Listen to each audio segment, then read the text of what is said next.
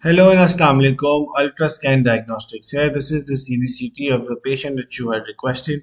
The area of interest is the lower right second molar.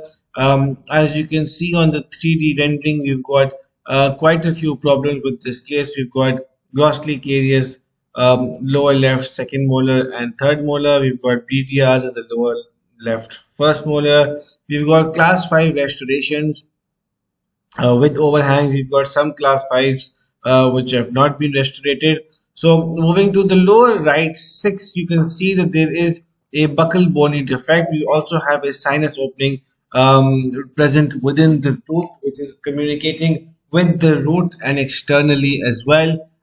We can also see on the panoramic view that you've got a impacted disto-angular lower right molar. We've got BDRs of the upper right second molar. We've got a ghostly carious lower second molar, and we've got a ghostly carious lower first molar with a radiolucency in the interradicular area. Now, focusing on this particular region, we're going to move to the transaxial view. The transaxial view is basically a proximal view which shows the doctor exactly the root canal morphology and anatomy. Now moving to the transaxial view, we'll show you exactly what we can see. On the transaxial view, we can see that we've got two canals in the mesial. We've got a periapical radiolucency with PDL widening. Moving to the interradicular area, we can see that the interradicular area, there is a radiolucency associated with this tooth. There's a thin crack line extending subcrestally here as well. So this is endodontic and an endoperio lesion as well.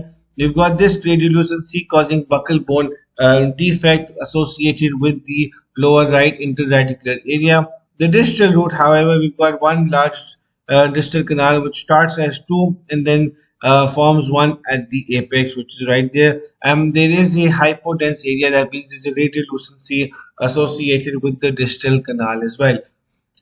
If you look at it, the tooth from an axial point of view, the axial point of view is top to bottom. This is where we can see a crack which is associated with the interradicular area as well, and this is precisely where the crack extends, opens up. There's a radiolucency and that communicates with the buccal cortical plate as well. So the prognosis of this tooth does not seem to be very nice.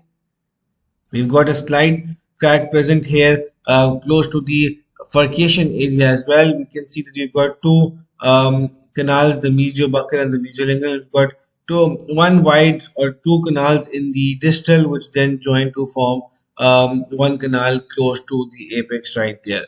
So we would advise that this tooth shows signs of cracks, but this a endodontic treatment or calcium hydroxide placement should be initiated. And once the bony lesion has healed, maybe extraction or a completion of the root canal can be done depending on where the symptoms are.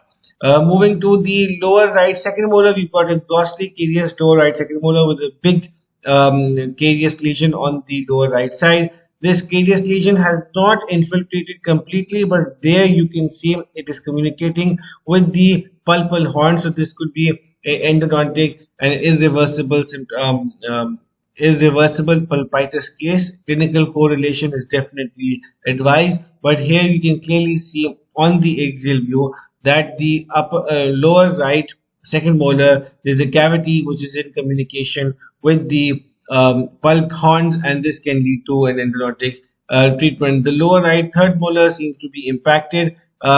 We can clearly see that, and it is the roots are very closely associated with the roots of the lower right second molar, that they don't seem to be fused together, which could be the case that we can see here on the OPG or the panoramic view. If the doctor wants, we can discuss the lower left segment in our next video. If there are any further questions regarding this case, please feel free to reach to our team. Thank you very much.